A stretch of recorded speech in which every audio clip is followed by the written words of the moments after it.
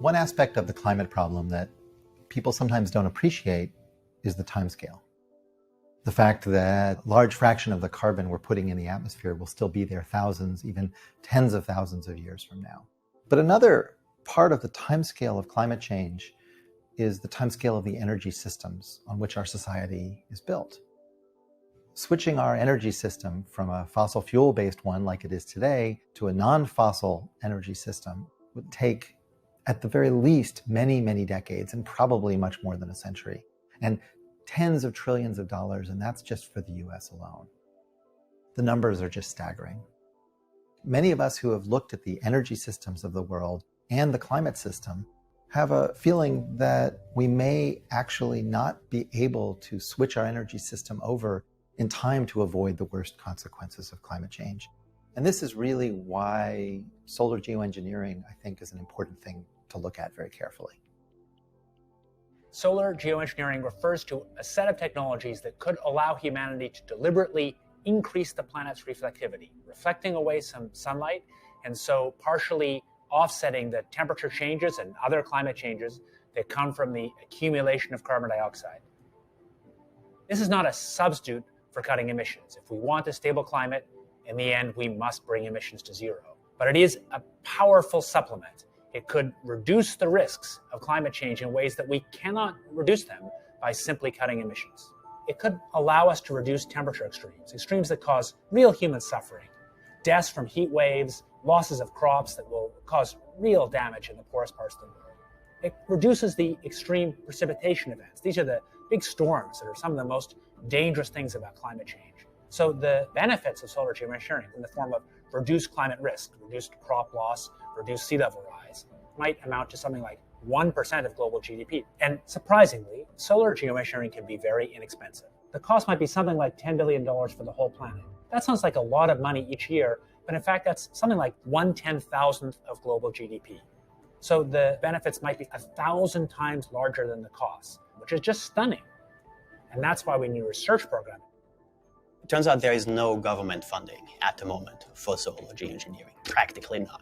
We have the National Academy of Sciences recommending to proceed with research on solar geoengineering. NGOs, Environmental Defense Fund, where I just spent the better part of a decade, is recommending careful research as well. And none of it is happening.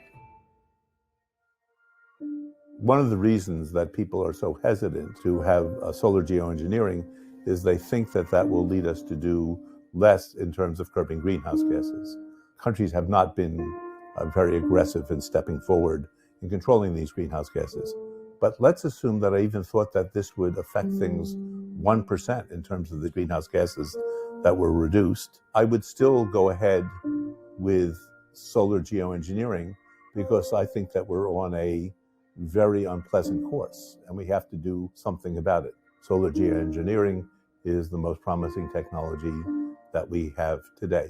Solar geoengineering as a public problem brings together many of the ingredients that brought me into the research world in the first place.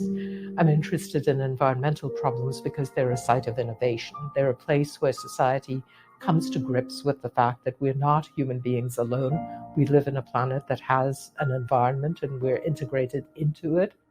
So here we have one of the most urgent environmental problems confronting humanity, and we're saying that 190 plus countries, we are going to do a set of technologies that will alter the planet in order to make it safer.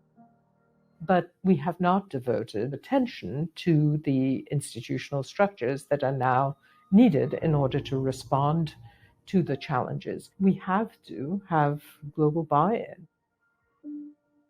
One of the main reasons that it's critical to start this research right now is that there are risks that are associated with the introduction of aerosols in the stratosphere. The risks are well known for sulfates aerosols as they exist naturally in the atmosphere and they get into the stratosphere from volcanic eruptions. These aerosols are known to have the potential to deplete ozone and change the temperature of the stratosphere, which has a number of effects. Because of these risks that we know about, we're very interested in exploring new materials and have the potential to greatly decrease these risks compared to sulfate.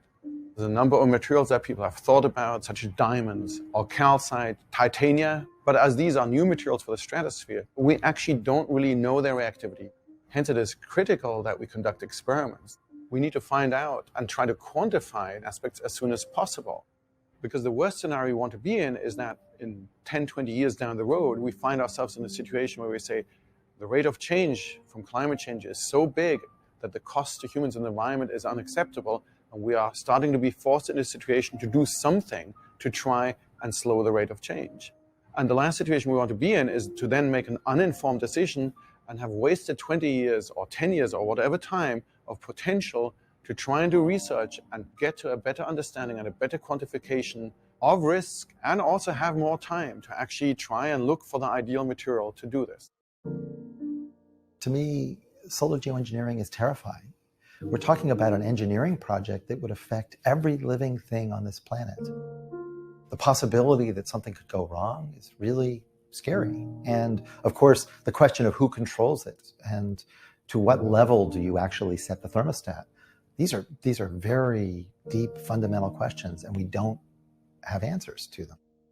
And yet, as scary as that is, as uncertain as some of the impacts of solar geoengineering may be, I think the evidence is clearer and clearer that not doing solar geoengineering and letting climate change proceed may be actually worse as an alternative. And therefore, I think we have to take a very hard look at solar geoengineering and its use in the future. Solar geoengineering doesn't get us out of the need to cut emissions. In the end, if we want a stable, safe climate, we have to bring global emissions to zero. But the combination of solar geoengineering and emissions cuts can get us climate benefits that you can't get with emissions cuts alone. Whatever your views, our children will face decisions about what to do with climate risk, decisions that will inevitably involve the possibility of doing solar geoengineering. If we have no research program, then what we give them is the gift of ignorance. We need a diverse, systematic effort to figure out how solar geoengineering might work. That effort should be non-commercial, open access, and it must be international. Moreover, this is a problem where a multidisciplinary approach is absolutely vital. We need engineering and science, but unless it's embedded in a larger universe that thinks about governance, thinks about business, thinks about ethics, and even the way this fits in our environmental literature, we won't be able to do something that really helps the world ultimately make decisions about it. We need a research program that thinks about how to reduce the technical risks by figuring out better science and technology, and how to build institutions that have a better chance of governing a technology like this in a divided world.